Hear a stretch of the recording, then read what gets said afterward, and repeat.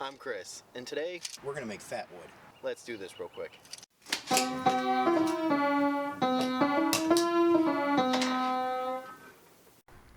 One of the first things you want to do are identify some pine trees that are producing sap due to any type of a wound the tree might have. And once you've gone ahead and collected enough sap by taking a walk through the woods and finding the various trees you need, it doesn't really take that long to make this fatwood. Now the fatwood we're going to make isn't going to be the same kind of fatwood that you would find occurring naturally in nature, but it's going to be similar. You can usually find natural fatwood where the branch meets the tree, or if a tree fell over, definitely look for it around the stump and such like that.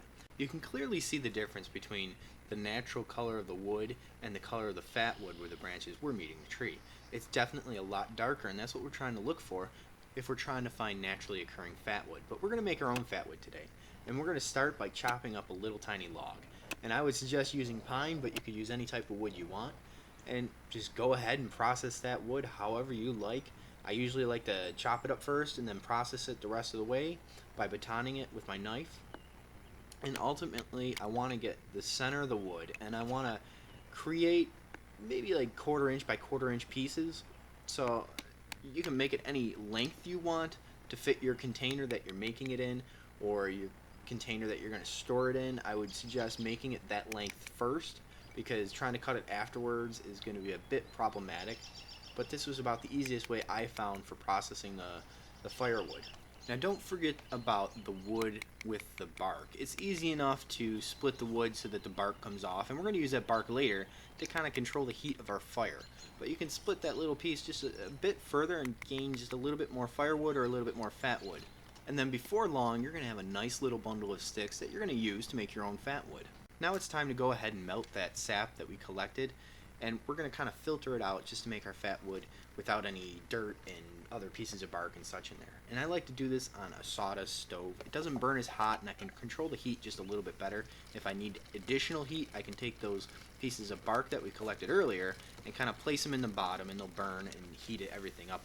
Now once the sap is nice and heated and melted, we're just going to simply go ahead and filter it through our container. Now you can put the fatwood in the bottom as you're filtering this, or you could add it later on. Now don't just throw all that junk you've filtered out away. It's covered in sap, and it's definitely a great fire starter for your next fire. Now as the pieces of wood soak in that sap, you can go ahead and add more to it, and if you find that it's starting to harden up a little bit and essentially cool down, go ahead and throw that right back on the fire.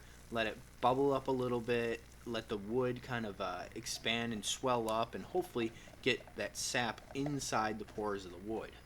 That's our ultimate goal here, is try to recreate what nature's done for us.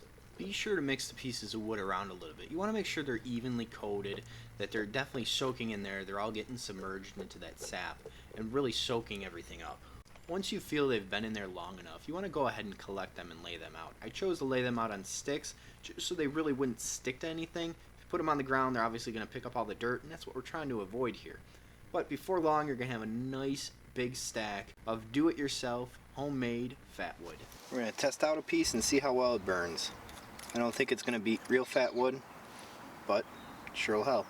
Now this project is really meant to help your fire light. Like if you have marginal or very wet tinder or wood, this is going to help it dry out, going to help it burn. It's going to keep that flame going just a little bit longer, and it's going to be a little bit more reliable than just trying to find dry tinder when you really can't. And it's going to be a lot easier to store this stuff than it is just sap itself. It's going to be a lot cleaner and neater, that's for sure. And as you can see, it kind of just drips off of there, and it's going to catch the wood on fire, and that's what you want. You want it to really just get in there and help ignite your fire bundle. When taking on a project like this, I definitely urge you to use caution. Think about what you're doing. Be safe. You don't want an accident to happen. This stuff is extremely flammable, and it could have disastrous results. It's actually dripping out of the piece of wood, lighting everything. So if you had this in your fire, you'd be able to get your fire lit in no time with this, that's for sure.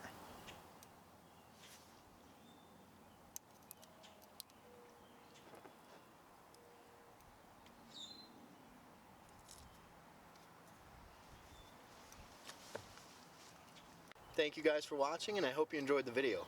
If you did, give me a thumbs up and subscribe. Definitely check out some of my other videos, and don't forget to share this video with your friends. And if you did this project today, please leave a comment below. Thank you guys so much.